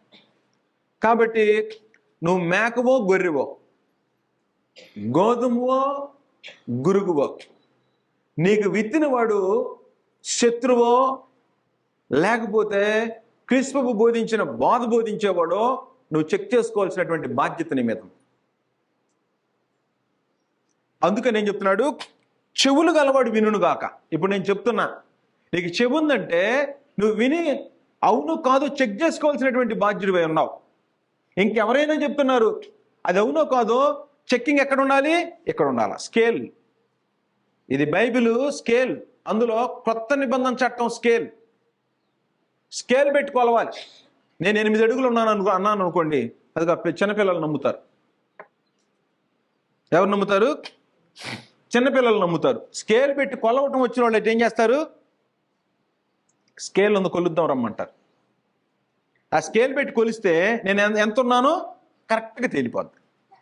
అలాగే ఈ రోజున అపవాది విత్తే విత్తనమో, అపోస్తలులు క్రీస్తు ప్రభు ద్వారా విత్తినటువంటి విత్తనమో నువ్వు చెక్ చేసుకోవటానికి స్కేల్ కొత్త నిబంధన కాపీ. ఈ కొత్త నిబంధన కాపీ ప్రకారం నువ్వు వెళ్ళే చోట ఏం బోధ జరుగుతుందో స్కేల్ ప్రకారం కొలుసుకోవచ్చు. ఒకవేళ అక్కడ లేదు అని అంటే ఏం చేయాలి నువ్వు? మా ఇంటి దగ్గర ఒక్కటే ఉందయా అంటే ఎంత దూరం వెళ్తున్నారు ఈ రోజున? సమాధుల దగ్గరికి వెళ్ళి సమాధుల్లో మట్టి తెచ్చుకొని తింటున్నారంట. ఏం జనము! సమాధులట, భక్తుడట, ఆ భక్తిపరుడైన సమాధి దగ్గరికి వెళ్ళి అక్కడుండే మట్టో గడ్డో తెచ్చుకొని తింటే పిల్లలు పుడతారట. అక్కడ నీళ్లు తెచ్చుకొని తాగితే పిల్లలు పుడతారట. పొలాల మీద జల్లుకుంటే పొలాలు బాగా పండుతాయి అంట. ఎక్కడుంది ఇది బైబిల్లో? ఇలాంటి మోసకరమైనటువంటి వాటిల్లో మనుషులకి భాగం. ఎందుకు మీరు వెళ్తున్నారో తెలుసా? మీరు కూడా అలాంటి వాళ్ళే, వెళ్ళేవాడు కూడా అలాంటి వాడు. సత్యము, అపోస్తుల బోధ, పరిశుద్ధులుగా బ్రతకటానికి మీకు ఇష్టం లేదు కాబట్టి అలాంటి వాటి వైపు తిరుగుతున్నారు. తిరిగే జనం ఎందుకు వెళ్తున్నారు తెలుసా? పరిశుద్ధంగా బ్రతకరు. బ్రతుకు పరిశుద్ధంగా ఉండాలి. ప్రభునేసి చెప్పేటువంటి సంగతి ఏంటంటే నీ బ్రతుకులో పాపం ఉండకూడదు. అది వేషధారణ ఉండకూడదు. ఆయన రంగు వేసుకుంటున్నాడు, ఈమె కూడా రంగు వేసుకొని 70 సంవత్సరాల కుర్రంలాగా జుట్టుకు రంగు వేసుకొని చక్కగా వెళ్ళిపోద్ది. ఆయన మేకప్ వేసుకుంటాడు, ఈమె మేకప్ వేసుకుంటాడు. ఆయన ఏమండు ఈయన కూడా వేసుకుంటూ వెళ్తా ఉంటాడు. ముసలోడు ఎవడో కుర్రోడు ఎవడో తెలియట్లా. ఏం కారణం? ఏమంటాను దీన్ని? వేషధారణ. మేకప్ అంటే వేషధారణ. అంటే ముసలోడు కుర్రోళ్ళ కనపడేది వేషం. సినిమా యాక్టర్లు ఎట్లా కనపడుతున్నారు? 60 సంవత్సరాల సినిమా యాక్టర్లు కుర్రోళ్ళగా డ్యాన్సులు వేస్తున్నారు. అవునా? మామూలుగా చూస్తే ఎలాగున్నారు? వాళ్ళని వేషధారులు అంటాం. సినిమాలు వేసేవాళ్ళని వేషగాళ్ళు అంటాం. పగటి వేషగాళ్ళు వచ్చారనేవాడు తెలుసా మీకు? మేము చిన్నప్పుడు అనేవాడు పగటి వేషగాళ్ళు అని వచ్చేవాడు. ఒకటి ముసుకేసుకొని దుప్పటేసుకొని ఇటుపక్క ఇటు అనగానే ఇటుపక్క ఆడవ మనిషి వేషం ఉంటుంది, ఇటు అనగానే ఇటు మీసం ఉంటుంది. ఒకే మనిషి కుర్రోళ్ళలాగా ముసలోళ్ళలాగా ఎట్ట కనపడతాడు? కనపడతాడా? వేషం వేస్తే తప్ప కనపడ్డావు. కాబట్టి ప్రభు అయిన యేసు భూమి మీదకి వచ్చి వేషధారులారా అన్నాడు. అంటే మనుషుల ముందు నటించేవాడు. కాబట్టి మీరు ఆలోచన చేసుకోండి, ఏం విత్తుతున్నాడో, మీరు ఏం వింటున్నారో జాగ్రత్తగా ఆలోచన చేసుకోవాల్సినటువంటి అవసరం ఉంది అని దేవుని గ్రంథం మనకు చెప్తుంది. దుష్టులు ఎలాగుంటారో, అపవాది ఎలాగుంటాడో, స్టైల్ ఎలాగుంటుందో మీకు వివరిస్తాను నేను 5 నిమిషాలు. ఎలా ఉంటారు దుష్టులు, ఎలా ఉంటారు గ్రంథం చెప్తుంది, నేను చెప్పటం లేదు. నేను చెప్తున్నానంటే గ్రంథం యొక్క వివరణ చెప్తాను మీకు నేను. 2 పేతురు పత్రిక, యోధా పత్రిక మీరు జాగ్రత్తగా ఇంటి దగ్గర చదవండి. 2 పేతురు పత్రిక, యోధా పత్రిక. 2 పేతురు పత్రిక 2వ అధ్యాయము, యోధా పత్రిక ఒకే అధ్యాయం ఉంది. వీటిలో ఎలా ఉంటారో వాళ్ళు మీరు గుర్తుపట్టవచ్చు అని చెప్పాడు. దుర్నీతి పరులు ఎలాగుంటారో 8వ అధ్యాయం చదివాము.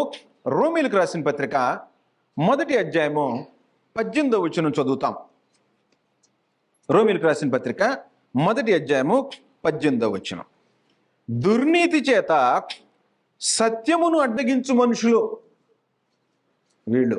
దుర్నీతి చేత సత్యాన్ని అడ్డగించే మనుషులు. సత్యం ఎక్కడ ఉంటుంది? సత్యం కలలో చెప్తాడా దేవుడు? కాపీలో ఉంటుందా? సత్యము ఈ గ్రంథంలో ఉంటుందా? రాత్రిపూట కలలో చెప్తాడా? మీరు రాత్రిపూట కలలో చెప్పాడంటే బైబిల్ కూడా నమ్మరు మీరు. ఎక్కడ ఉంటుంది సత్యం అంటే గ్రంథస్థం చేసి పెట్టేశాడు. ఈ సత్యమును అడ్డగించేవాళ్ళు రాత్రిపూట నాకు కళలు కనపడ్డాయి అనేవాడు. అంటే ఈ బైబిల్ నమ్మడు అనమాట. నమ్మాల్సింది దేన్ని? బైబిల్ని. రాత్రిపూట కళ నమ్ముతున్నామంటే ఈ బైబిల్ నమ్ము అంటే ఇది వేస్ట్ అని అర్థం. నంబర్ 1. 29వ వచనం, రోమీలకు రాసిన పత్రిక 1వ అధ్యాయం 29. అట్టివారు సమస్తమైన దుర్నీతి చేతను, దుష్టత్వము చేతను, లోభము చేతను, ఈర్ష్య చేతను నిండుకొని మత్సరము, నరహత్య, కలహము, కపటము, వైరమని వాటితో నిండిన వారై. ఈరోజు నా సత్యం చెప్తుంటే యూట్యూబ్ ఛానల్లో సత్యం చెప్పేటువంటి క్రీస్తు సంఘ సువార్థికుల్ని కేసులు పెట్టి పోలీసుల దగ్గరికి వెళ్ళి నడిపిస్తున్నారు. సత్యాన్ని బోధిస్తున్నారనుకో, అబద్ధం బోధించేవాడికి ఆపోజిట్గా ఇది సత్యం అని చెప్తున్నారనుకో, వాళ్ళ మీద పోలీసుల్ని పంపిస్తున్నారు. వాళ్ళకి ఎందుకు పంపిస్తున్నావు? నువ్వు అదే బాధ రైట్ అని చెప్పొచ్చు కదా, చెప్పకుండా ఈర్ష్య చేత, మత్సరం, లోభం, ధనం కావాలనే లోభం, అందువలన ఇలాంటి వాళ్ళు కనిపిస్తూ ఉన్నారు. కాబట్టి జాగ్రత్తగా ఆలోచన చేసుకో. 2వ అధ్యాయం, రోమీలకు రాసిన పత్రిక 2వ అధ్యాయం 8వ వచనం. అయితే భేదములు పుట్టించి సత్యమునకు లోబడక దుర్నీతికి లోబడి వారి మీదకి దేవుని ఉగ్రత రౌద్రం వచ్చును. భేదాలు పుట్టించడం అంటే లోకంలో ఏం చెప్తున్నారు తెలుసా? క్రీస్తు సంఘం వాళ్ళు భేదాలు కల్పిస్తున్నారయ్యా. ఇది ఒక అపవాది. క్రీస్తు సంఘం వాళ్ళు భేదం కల్పించట్లేదు. క్రీస్తు సంఘం సత్యాన్ని చెప్తుంది. భేదం అని తొలగిపోయి వేల సంఖ్యలో రకరకాల సంఘాలు ఏర్పాటు చేసుకొని సత్యం నుండి తొలగిపోయినటువంటి వాళ్ళు 1వ శతాబ్దం నుంచి మత శాఖలు ఏర్పడిపోయినాయి. సత్యం నుంచి ఎవరు తొలగిపోయారు? కొత్త నిబంధన కాపీ చెప్పేవాళ్ళు తొలగిపోయారా? కాపీ వదిలిపెట్టి చెప్పేవాళ్ళు తొలగిపోయారా? వినేవాళ్ళు ఆలోచన చేసుకోవాలి. సత్యం కావాలంటే నువ్వు ఇక్కడికే రావాలి, గ్రంథం దగ్గరికే రావాలి. భేదములు పుట్టించి సత్యమునకు లోబడక దుర్బోధ బోధిస్తున్నారు ఈరోజు. దేవుని ఉగ్రతయు రౌద్రము వచ్చును. దుష్కార్యము చేయు ప్రతి మనుషుని ఆత్మకు, మొదట యూదునికి గ్రీస్ దేశస్తుని కూడా శ్రమయు వేదన కలుగు. కాబట్టి దుర్నీతి, ఆ దుర్నీతి చేత బ్రతికేయటం. 8వ అధ్యాయం, రోమీలకు రాసిన పత్రిక 8వ అధ్యాయం 13వ వచనం. రోమీలకు రాసిన పత్రిక 8వ అధ్యాయం 13వ వచనం. మీరు శరీరానుసారముగా ప్రవర్తించిన ఎడలా చావవలసిన వారు ఎందురో. శరీరానుసారంగా అంటే ఈ శరీరానికి సోకులు చేసుకునేవాడు. శరీరానుసారంగా బ్రతికేవాడు అంటే అర్థం ఏంటి? ఆదివారం ఆరాధనకి వెళ్ళటానికి 3 గంటలకు సిద్ధపడిపోతాడు, అరగంట కూర్చొని లేచి వస్తాడు. ఉదయం నుండి లేచి ఈ దేహానికి రకరకాలు వేసేసి అర్ధగంట అక్కడ కనపడి లేచి వస్తాడు. ఎలాంటి వాడివి? ఆత్మ సంబంధివా, దేహ సంబంధివా? ఆరాధన 8 గంటల కంటే నువ్వు 10 గంటలకు ముగించేవాడివి, 9:30కు వచ్చేవాడివి అంటే నీ దృష్టి ఎక్కడుంది? సమయానికి వచ్చేవాడా, వచ్చినటువంటి వాళ్ళకి ఏదో వేషం చూపించడానికి వచ్చేవాడివా?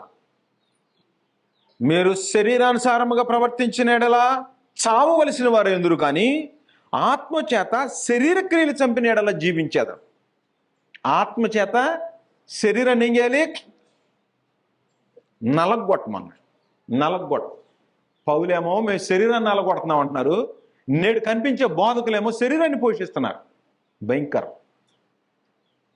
స్వార్థను ప్రకటించే పౌలేమంటున్నాడు, శరీరాన్ని రోజు నలగొడుతున్నానయ్యా నేను అంటున్నారు. ఇప్పుడు కనిపించే టీవీ స్పీకర్స్ ఎట్ట కనపడుతున్నారు?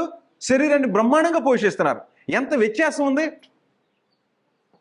మొదటి కొరింథీ 9:27 గాలిని కొట్టినట్టు నేను పోట్లాడట్లేదు, కానీ ఒకవేళ ఇతరులకు ప్రకటించిన తర్వాత నేనే భ్రష్టుడిని అయిపోతున్నామో అని నా శరీరమును నలగొట్టి దాన్ని లోపరుచుకుంటున్నాను. శరీరానికి సోకులు చేసేవాడు, శరీరాన్ని నలగొట్టేవాడు ఇద్దరున్నారు. ఎవరు మోసగాళ్ళు? ఎవరు మోసగాండు నాకు పనివారై ఉన్నారు? ఎవరు సాతాను సంబంధులు? పౌలేమో ఇతరులకు ప్రకటించిన తర్వాత నేనే భ్రష్టుడిని, ఏదన్నా శరీరం నలగొడుతున్నాను అన్నాడు. మేకప్ వేసి, జుట్టుకు రంగేసి, లేకపోతే విగ్గు పెట్టి, రకరకాల సూట్లు వేసిన సూట్ వేయడట. ఇవాళ వేసుకున్న సూటు వచ్చే ఆదివారం కనపడకుండా బోధించేవాళ్ళు వేషధారులా లేకపోతే ఆత్మ సంబంధులా?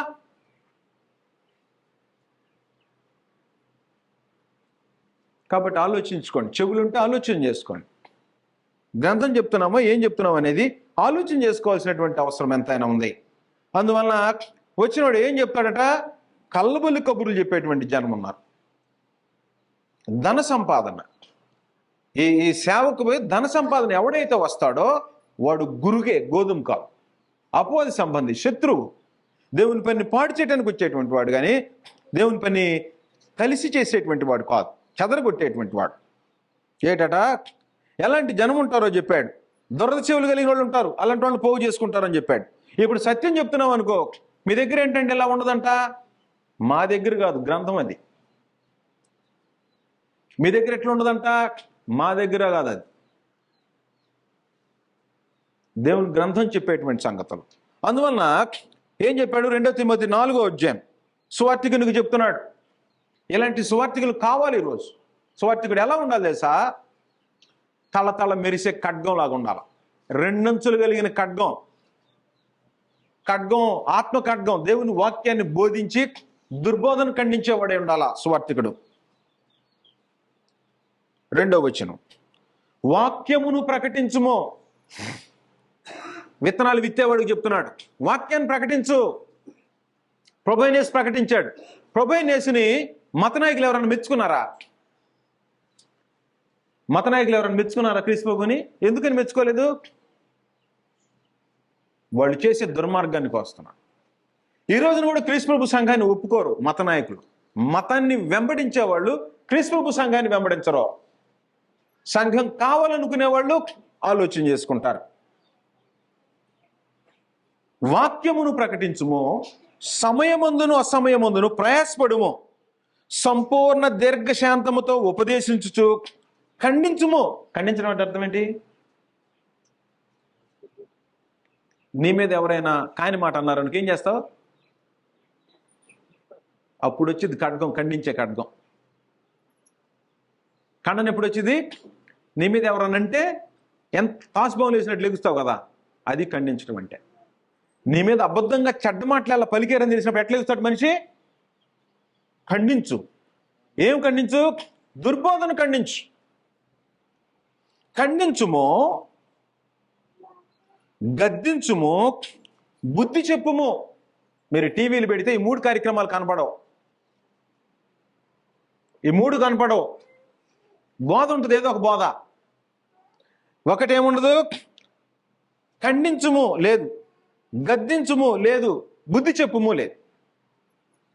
ఇతరులకు బోధించు, నీకు నీవు బోధించుకొనవా అన్నాడు. నాకు నేను బోధించుకోవాలి కదా, కాబట్టి నేను బోధించుకోకుండా దాన్ని కప్పిపుచ్చి చేశాను అనుకో, ఏమైపోతుంది? దుర్బోధ. అప్పుడు ఎదుటివాడు నన్ను ఖండించాడు అనుకో, ఏం చేయాలి? నేను మార్చుకోవాలా. దేవుని వాక్యం చెప్తుంటే ఒకవేళ నేనే కానీ ఆ పరిస్థితుల్లో ఉంటే దాన్ని మార్చుకోవాల్సినటువంటి బాధ్యత నా మీద ఉంది. చెవు కలిగి ఉంటే. కాబట్టి ఖండించుము, గద్దించుము, బుద్ధి చెప్పుము.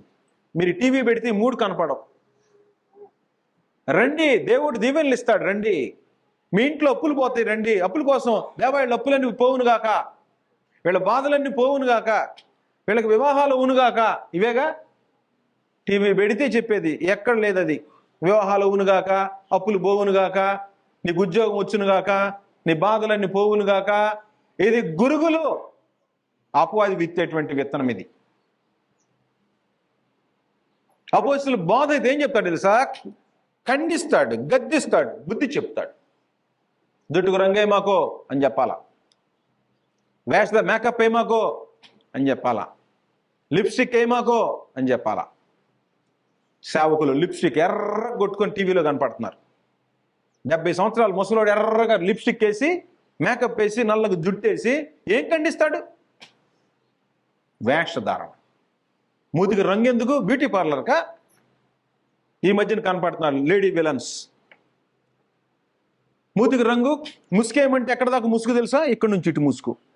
జుట్టు విరబూసి జుట్టు కనపడాలి, మళ్ళీ అందం కనపడాలి. ఫేషియల్ చేయించుకొని, ఐబ్రో షేప్ చేసుకొని, వాళ్ళు ఒక సువార్థికులు, వీళ్ళు వినే మనుషులు. ఏం వింటున్నారు? ఇది వాక్యం కాదు. గురుగులు విత్తేటువంటి, అపవాది విత్తేటువంటి విత్తనాలు ఇవి. అందువల్ల మీరు ఏం వింటున్నారో జాగ్రత్త. ఎందుకనగా జనులు హితబోధను సహింపక, అది మీకే ఇష్టం లేదు, జనానికే ఆరోగ్యకరమైన బోధ ఇష్టం ఉండదు. పొగుడుతూ ఉంటే అక్కడికి వెళ్ళి కూర్చుంటారు. గ్రంథం ఏం చెప్తుంది? సేవకుడిని తను నలగొట్టుకోమంటుంది, ఎదుటోడిని నలగొట్టు అంటుంది. వాక్యంతో నలగొట్టు, వేషధారణ ఉండకూడదు. జనులు హితబోధను సహింపక దురద చెవులు గలవారే, తమ స్వకీయ దురాశలకు అనుకూలమైన బోధకులను తమ కొరకు పోగు చేసుకొని, వాళ్ళ మైండ్ సెట్కి సరిపోయిన వాళ్ళు చూసుకుంటారు. వీళ్ళ మైండ్ సెట్, మేకప్ వేసేవాడు మేకప్ వేసే సేవకుడి దగ్గరికి వెళ్తుంటాడు, ఈ కులవాడు ఆ కులవాడి దగ్గరికి వెళ్తుంటాడు, ఈ వంశం పేరు కలిగిన వాడు ఆ వంశం పేరు వాడి దగ్గరికి వెళ్ళిపోతుంటారు. అంతే కదా? ఈ ఇంటి పేరు వాడు పెట్టారంటే ఆ ఇంటి పేరు వాళ్ళందరూ అక్కడ పోతారు. ఈ కులం వాళ్ళు పెట్టారంటే ఈ కులం వాళ్ళందరూ అక్కడ పోతుంటారు. ఏ జనానికి ఆ జనం పోగు చేసుకొని, దేవుడు ఏం చెప్తున్నాడో, ఏ బోధలో మనుషుల్ని బతకమంటున్నాడో ఆ బోధని తొలగించారు. మొదటి శతాబ్దం తొలగిపోయింది. ఇప్పుడు ఇంకా విచ్చలవిడిగా 45,000 రకాలు వచ్చినాయి. నువ్వే టైపో ఈ టైప్ కాకపోతే నీకు భయంకరమైన సత్యమునకు చెవినీయక. అది ఇప్పుడు వినే వాళ్ళకి సత్యం లేదు. ఎక్కడో వింటాడు, ఎక్కడో ఆరాధన అంటాడు, ఎక్కడో చూస్తాడు, అది ఇక్కడ లేదనుకుంటాడు. నేనేం చెప్తున్నాను, గ్రంథం ఏం చెప్తుందో తెలుసా? గ్రంథంలో ఉన్నది ఉందో లేదో చూడు. నువ్వు ఉన్న చోట చేసేది బైబిల్లో అలాగుందేం చూడు, చెక్ చేయి. అలాంటి చెకింగ్ మాకొద్దు. మాకు అనుకూలంగా బోధ చేస్తే చాలు, మమ్మల్ని తిట్టకుండా ఉంటే చాలు, మమ్మల్ని గద్దించుకొని ఉంటే చాలు, మమ్మల్ని ఖండించుకొని ఉంటే చాలు. అన్యాయంగా సంపాదించి దేవుని తీసుకొచ్చి కానుకలు ఇస్తుంటే వాళ్ళని దీవిస్తుంటారు. అన్యాయపు సొమ్ము కుదరదు. గతంలో మాట్లాడాం ఇక్కడే. లంచం తీసుకునేవాడికి పనిష్మెంట్ ఉంది. లంచం తీసుకోవద్దు, లంచం తీసుకుంటే నరకానికి వెళ్ళిపోతారు. బోధిస్తే వాళ్ళందరూ రారేమో, కానుకలు రావేమో. నువ్వు కానుకల కొరకు బోధిస్తున్నావో, లేకపోతే వినేవాడు నీ షో మెయింటెనెన్స్ కొరకు వస్తున్నావో ఆలోచించుకో. దేహం శాశ్వతమైంది కాదు, ఆత్మ శాశ్వతమైంది. ప్రభువుని ప్రత్యక్షమయ్యాడా? నువ్వు గురుగువై ఉంటే నిన్నెవడు రక్షించలేడు. ఒకవేళ వింటున్నావా, ఈరోజు వింటున్నావా, ఆలకిస్తున్నావా? ఆలోచించుకొని మారు మనసు పొందడానికి ప్రయత్నం చేయి. మారు మనసు పొంది దుర్నీతి నుంచి విమోచింపబడి దేవుని సన్నిధిలో ఎలా బ్రతకాలో జాగ్రత్తగా కూర్చో. కోత సమయం దాకా ఎదురు చూడమాకు, నీ మరణ సమయం వరకు ఎదురు చూడమాకు. నేడే రక్షణదని ఆలోచించుకొని ఏది సత్యమో, ఏది అసత్యమో, ఏది నీతో, ఏది దుర్నీతో, ఏది దేవుడు బోధించిన బోధో, ఏది దేవుని వాక్యమో, ఏది విత్తనమో.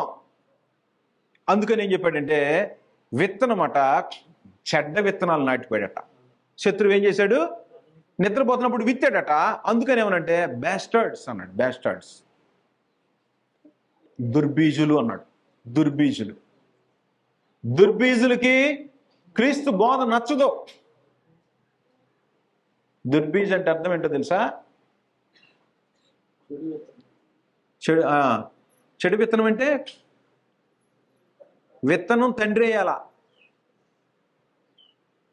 తండ్రి విత్తనం వేస్తే ఆ తండ్రికి పుట్టినవాడు తండ్రి పోలిక, తండ్రి గుణగణాలు, తండ్రి మాట వింటాడు.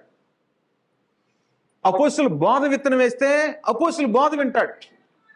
దుర్బీజాలు పడితే అపోస్తుల బోధ ఎక్కదు వాడికి. అది అపోస్తుల బోధ ప్రకారం పుట్టినవాడు అయి ఉండాలి నువ్వు. మొదటి పేతురు పత్రిక 1వ అధ్యాయము. నీ జన్మ ఎలాంటిదో అంటే గోధుమగా ఉన్నావో గురుగ్గా ఉన్నావో. భౌతిక సంబంధమైన జన్మ గురించి మాట్లాడట్లేదు నేను, ఆత్మ సంబంధమైన జన్మ గురించి మాట్లాడుతున్నాను నేను. 22వ వచనం, 1 పేతురు 1:22. మీరు క్షయబీజము నుండి కాక శాశ్వతమగు జీవము గల దేవుని వాక్య మూలముగా అక్షయ బీజము నుండి పుట్టింపబడిన వారు. అంటే దేవుని వాక్యం అనే విత్తనం హృదయంలో పడితే ఆ విత్తనం ఫలించి మారు మనసు పొందితే అప్పుడు బాప్తిస్మం పొందితే పుట్టినటువంటి వాళ్ళు అక్షయ బీజం నుంచి పుట్టిన వారు గోధుమలు. అలాంటి వాళ్ళు గోధుమలు. అలా కాని వాళ్ళు దుర్బీజులే అన్నాడు. అలాంటి వాళ్ళు దుర్బీజులే. శిక్షకి గద్దింపుకి లోబడని వాళ్ళు దుర్బీజులే. హెబ్రీ పత్రిక 12వ అధ్యాయము 5వ వచనం. నా కుమారుడా, ప్రభు చే శిక్షను తృణీకరించకము, ఆయన నిన్ను గద్దించినప్పుడు విసుగకము. ప్రభువు తను ప్రేమించువని శిక్షించి, దేవుడు ఏం చేస్తాడు? ఈ బోధతో శిక్ష చేయమన్నాడు. ప్రభు యొక్క బాధలోను శిక్షలోను వాళ్ళని పెంచు అన్నాడు. ప్రభు తాను ప్రేమించు అని శిక్షించి తాను స్వీకరించు ప్రతి కుమారుని దండించును అని కుమారులతో సంభాషించినట్లు మీతో సంభాషించుచున్నాడు. సంభాషించు ఆయన హెచ్చరికను మరిచిది. శిక్షాఫలము పొందుటకాయ. శిక్షాఫలం అంటే ఏంటి? ఎవడు పనిష్మెంట్ అనుభవిస్తాడో బుద్ధిమంతుడు అవుతాడు, జ్ఞానవంతుడు అవుతాడు, ఫలిస్తాడు. మీరు సహించుచున్నారు, దేవుడు కుమారులనుగా మిమ్మల్ని చూచుచున్నాడు. ఇందాక మనం మత్తయి సువార్త 13వ అధ్యాయం చదివినప్పుడు రాజ్య సంబంధులు అంటే ఏమో రాసింది? కుమారులు. రాజ్య సంబంధులు అంటే కుమారులు. దేవుడు ఎలా చూస్తున్నాడట? కుమారులనుగా మిమ్మల్ని చూచుచున్నాడు. తండ్రి శిక్షింపని కుమారుడు ఎవడు? కుమారులైన వారందరూ శిక్షలో పాలు పొందుచున్నారు. మీరు పొందని ఎడల దుర్బీజులే గాని కుమారులు కారు. అపోస్తుల బోధ ప్రకారం శిక్ష పడుతుంటే ఇది కాదు అని చెప్తుంటే వినట్లేదంటే దేవుని వాక్యములను పుట్టింపబడినటువంటి వాళ్ళు కాదు అని అర్థం. అందువలన కొత్త జన్మెత్తాలంటే, క్రైస్తవుడు అవ్వాలంటే దేవుని వాక్యం అనే బీజం పడితే, దానివలన పుట్టింపబడితే వారు పరలోక సంబంధులు, దేవుని కుమారులు. కానీ ఏదో 2 మాటలు నేను నీళ్లలో మునిగొచ్చినటువంటి వాళ్ళందరూ దుర్బీజులే. ఎందుకంటే వాక్యములను పుట్టిన వాళ్ళు కాదు. పెద్ద సేవకుడు వచ్చాడంట, ఆయన చేతితో బాప్తిస్మం తీసుకుంటేనంట మంచిదంట. దుర్బీజాలు. వాక్యం వినాలా, గ్రహించాలా, మారు మనసు పొందాలా, పాపం విషయమై పశ్చాత్తాపడాలా, పాపక్షమాపణ కోసం బాప్తిస్మం పొందాలా, క్రీస్తు నిన్ను చూసి నీ మారు మనసును చూసి ఆయన కడగాల. అప్పుడు దేవుని కుమారుడిగా పరిశుద్ధుడిగా తీర్చబడతాం. వాక్యం వినకుండా, ఏమీ తెలియకుండా వెళ్ళి ఎవరో కులాలకి, మతాలకి, మనుషులకి పేరు పక్కిలు పొందినటువంటి వాళ్ళ దగ్గరికి వెళ్ళిపోయి నీళ్లలో మునిగి వస్తే దుర్బీజుడివే. అది దేవుని వాక్యం వల్ల పుట్టినవాడు కాదు. కాబట్టి ప్రభు ఏం చెప్తున్నాడంటే, నేను వచ్చి విత్తనాలు విత్తుతున్నా, నాతో పాటు అపవాది వచ్చి గురుగులు విత్తెళ్ళిపోతున్నాడు. నేను పని చేపిస్తున్నా, నేను పని చేసి వెళ్ళిపోయా, నా పరిచారకులు పనిచేస్తున్నారు, వాడు కూడా పనిచేస్తున్నాడు, వాని పరిచారకులు కూడా పనిచేస్తున్నాడు. వాని పరిచారకులు ఎట్ట పనిచేస్తున్నారంటే నీతి పరిచారకుల్లాగా పనిచేస్తున్నారు. అది ఇంపార్టెంట్. వాని పరిచారకుల్లాగా పనిచేస్తే నాకు ఇబ్బంది లేదు, క్రీస్తు ప్రభుకి ఇబ్బంది లేదు. ఏమి ఇబ్బంది అంటే నా పరిచారకులాగా క్రీస్తు యొక్క అపోస్తలుల వేషం ధరించుకొని మోసగాండ్రునకు పనివాడు లోకంలోకి వదిలిపెట్టాడు అపవాది. వేషం వేసుకొని ఉన్నారు. మొదటి శతాబ్దంలో ఎఫెసు సంఘం ప్రకటన గ్రంథం 2వ అధ్యాయంలో అపోస్తులు కాకుండా అపోస్తులు అని చెప్పుకున్నాడు పరీక్ష చేశారట. కాబట్టి ఈరోజు నేనేం చెప్తానంటే పరీక్షించవచ్చు. మీరు స్కేల్ ఉంది, అపోస్తుల బోధ, కొత్త నిబంధన చట్టం ఉంది. ఈ చట్టం ప్రకారం ఏ సంఘాన్ని నేను కొలవచ్చు, ఏ వ్యక్తిని నేను కొలవచ్చు, ఏ సిస్టమ్ మీద కొలవచ్చు. అలా ఉంటే దేవుని కుమారులు, పరలోకానికి వారసులు మీరు. ఒకవేళ అలాగుంటే నిజంగా దేవునికి స్తోత్రం. అలా కాకపోతే తిరిగి ఆలోచన చేసుకోవాల్సిన అవసరం ఉంది. నీ వాక్యం, నువ్వు విన్న వాక్యం ఎలాంటిదో, ఏ యేసుని గురించి విన్నావో, అపోస్తులు బోధించిన యేసు గురించి విన్నావో, వాళ్ళు ప్రకటించే యేసుని గురించి విన్నావో, అద్భుతాలు చేసే యేసుని గురించి విన్నావో, మరణించి తిరిగి లేచినటువంటి క్రీస్తు ప్రభువునందు విశ్వాసం ఉంచావో, దేనందో నీ విశ్వాసం, దాని మీద ఆధారపడి నువ్వు గురుగువో గోధుమో తేలిపోతాయి. కాబట్టి ఆలోచన చేసి గోధుమల్లాగా పెరిగి మంచి విత్తనం మన హృదయం మీద పడి అపోస్తులు బోధించిన దేవుని వాక్యం అనే విత్తనంతో ఎదిగి మారుమనసు పొంది పాపక్షమాపణ పొంది నీతిమంతులుగా తీర్చబడి దేవుని కుమారులుగా భూమి మీద జీవించాలని ప్రభువైన యేసుక్రీస్తు పేరిట మీ అందరికి మరోసారి వందనాలు సమర్పిస్తూ ముగిస్తాం.